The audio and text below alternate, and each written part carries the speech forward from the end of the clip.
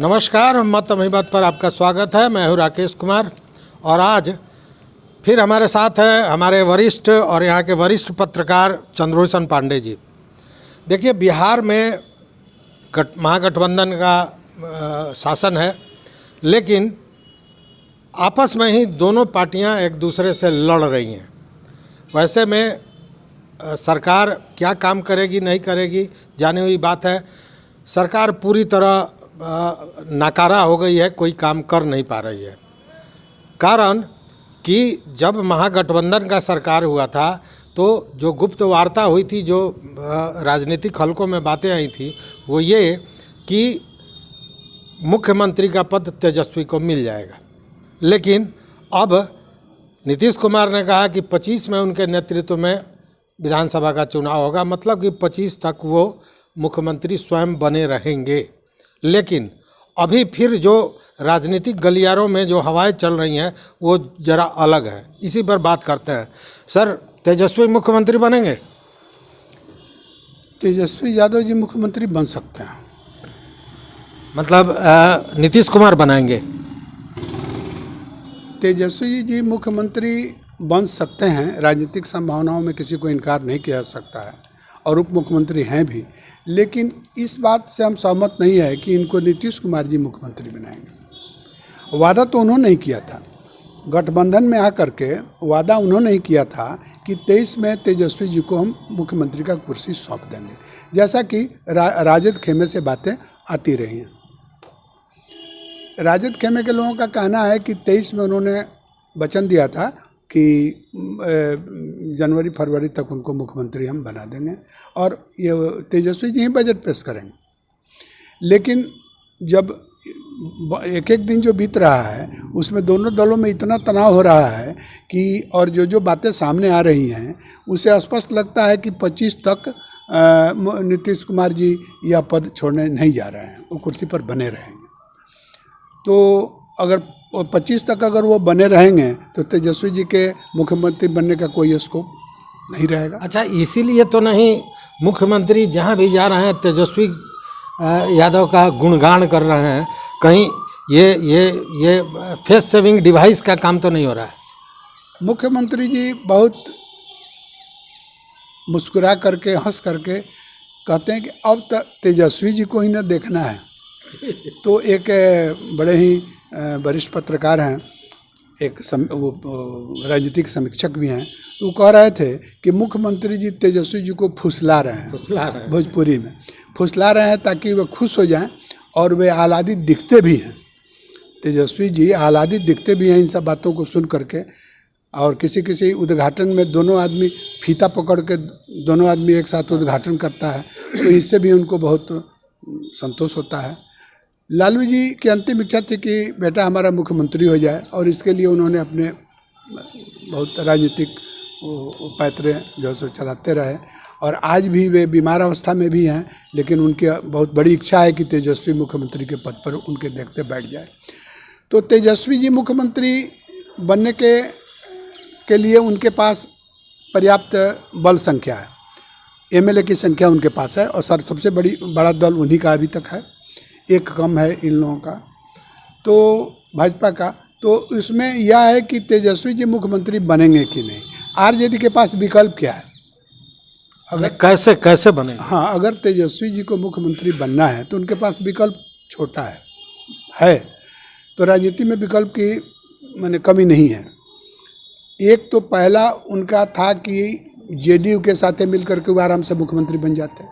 तो जेडीयू की स्थिति ऐसी हो गई है कि जेडीयू के जितने नेता लोग हैं वो सब कोई अब भिन्न भिन्न मत के लोग हो गए हैं। सबसे पहले तो बात आपको याद होगा कि इनके पार्टी के विलय का प्रस्ताव आया था, उसके लिए आरजेडी ने भी तैयारी कर ली थी। विलय के नाम आते जो है सो उपेंद्र कुशवाहा एक बहुत बड़े घटक दल के नेता हैं जेडीयू के, उन्होंने कहा कि साहब यह पॉसिबल नहीं है, यह हो नहीं सकता है, हम लोग कहाँ जाएंगे। नीतीश जी का राजनीतिक सफर समाप्त हो चुका है तो वो जा सकते हैं, लेकिन जेडीयू पार्टी आरजेडी के खिलाफ ही बनी थी, तो हमारा विलय उसमें कैसे हो जाएगा। ये सब बातें देख करके यह बात पोस्टपोन्ड हो गया। तब दूसरी बात आई, उन्होंने कह दिया कि 25 में देंगे। तो इसी पर बहुत सारे लोगों ने बयान दिया। तो तिवारी जी, श्रद्धा तिवारी जी जो हैं उन्होंने कहा कि साहब ये जल्दी से जल्दी इनको कुर्सी पर बैठा दें, आश्रम को चले जाएं। तो अब आश्रम को जाने का अर्थ आप लोग ऐसा निकालिए कि प्रधानमंत्री के उम्मीदवार के रूप में नीतीश कुमार को की वाहवाही की गई थी। ये जहाँ जाते थे इनके दल के लोग नेता नारा लगाते थे कि देश का प्रधानमंत्री कैसा हो तो नीतीश कुमार जैसा हो। आरजेडी वालों ने भी मुक्त कंठ से, लालू जी ने भी मुक्त कंठ से कहा कि हाँ भाई इनको मुख्यमंत्री बनावे, घूमे अपना। लेकिन सवाल है कि जो मुख्यमंत्री पद से हट करके घूमने जाएंगे तो इनका वजन कौन देगा? सही बात। तो इनका वजन कम हो जाएगा। तो नीतीश कुमार जी का यह सोचना है कि हम मुख्यमंत्री नहीं रहेंगे तो हम कहाँ घूमेंगे, हम जाएंगे तो हमको उतना वेट नहीं मिलेगा। ये महत्वपूर्ण बात है। तो इन्होंने देखा कि तो इसको 25 तक ले चला जाए ताकि हम मुख्यमंत्री प्रधानमंत्री के चुनाव में जो है सो हम अपना कैंडिडेट बन सकें। बाद में ये जो TRS है तो इन्होंने क्या किया कि जो अभी महानुभावों को वहाँ बुलाया था, स्टेट के नेताओं को, क्षत्रपों को, तो उसमें इनको इनवाइट तक नहीं किया। उसके बावजूद भी नीतीश कुमार जी कह रहे हैं कि नहीं हम तो चाहते हैं कि यूनिटी हो और उसके लिए हम काम करेंगे, हम उसके कैंडिडेट नहीं हैं। तो इन सब चीज़ों से अब लग रहा है कि ये प्रधानमंत्री के रेस में नहीं है, स्पष्ट है। तो स्पष्ट है जब रेस में नहीं है तब दूसरा मुख्यमंत्री का पद ही छोड़ेंगे नहीं।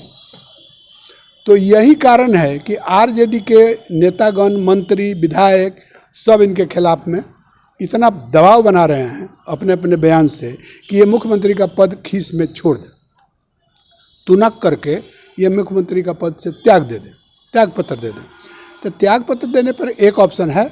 ऑप्शन यह है कि अगर अपने जेडीयू को छोड़ करके अन्य घटकों के साथ ये सबसे बड़ी पार्टी होने का दावा इनके रिजाइन करने के बाद अगर गवर्नर के यहाँ पेश करते हैं तो सबसे बड़ी पार्टी होने के कारण इनको इनवाइट किया जा सकता है मुख्यमंत्री बनने के लिए, और तेजस्वी को।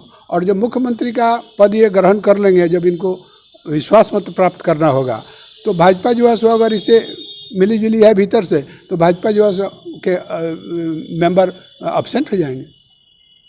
तो विश्वास तो विश्वास प्रस्ताव में मतलब चूंकि बड़ी पार्टी है तो राज्यपाल इनको बुलाएंगे और ये एक्सेप्ट करेंगे कि ठीक है हम अपना बहुमत दिखा रहे हैं, और सदन में जिस दिन बहुमत की बात होगी उस दिन भाजपा एब्सेंट हो जाएगी और ये मुख्यमंत्री बन जाएंगे। इनको विश्वास मत मिल जाएगा और बाहर से भाजपा सपोर्ट कर देगी, बाहर से भाजपा सपोर्ट करेगी।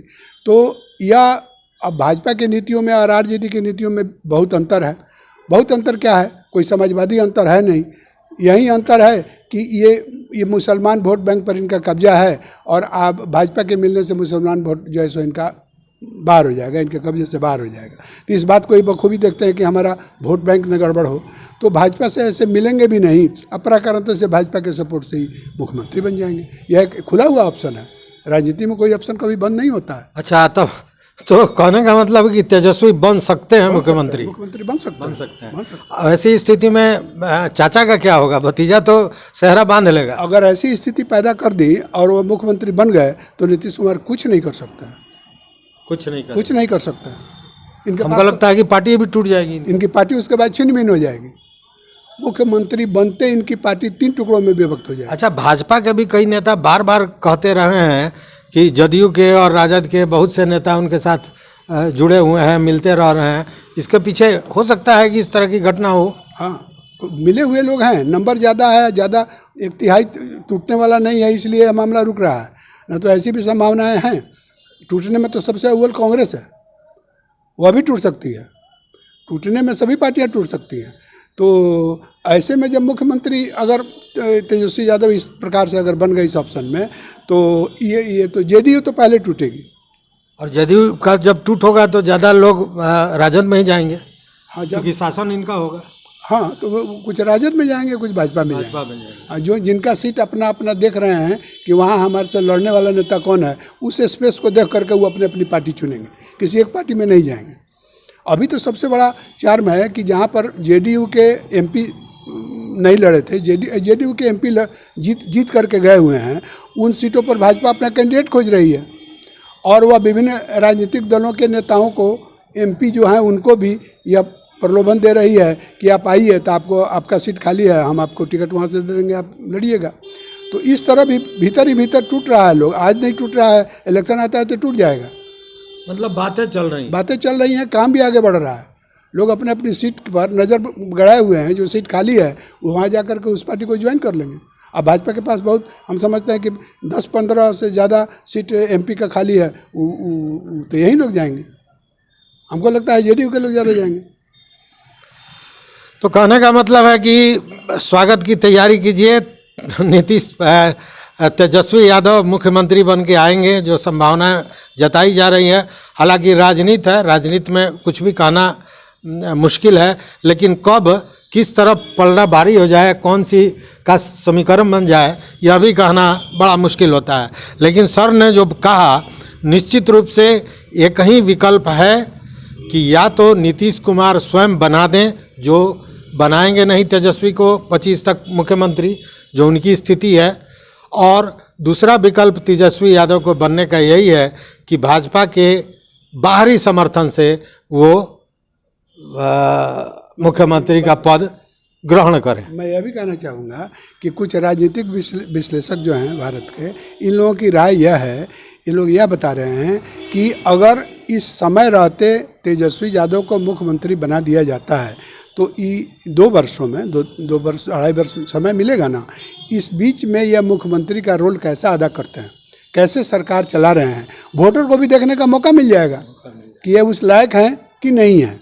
अभी तो इनको पावर नहीं है, लेकिन पावर आने पर ये सरकार कैसे चला रहे हैं, मतदाता बखूबी इसको समझ लेंगे कि इनमें पोटेंशियलिटी है कि नहीं है, इनकी सरकार कैसी चल सकती है, सरकार कैसे चलाए हैं। इसको देख करके अगला चुनाव में इनको फ़ायदा या घाटा होगा, तो जनता को फ़ायदा ज़्यादा होगा। जनता समझ लेगी कि इनमें क्या एबिलिटी है, इसलिए अगर ये बन जाते हैं तो एक तरह से ठीक ही है। तो मुख्यमंत्री बनने जा रहे हैं तेजस्वी यादव। हम लोग भी देखते हैं कि कब तक ये समय देखने को मिलता है, लेकिन इस बीच आप देखते रहिए मत अभिमत। बहुत बहुत धन्यवाद।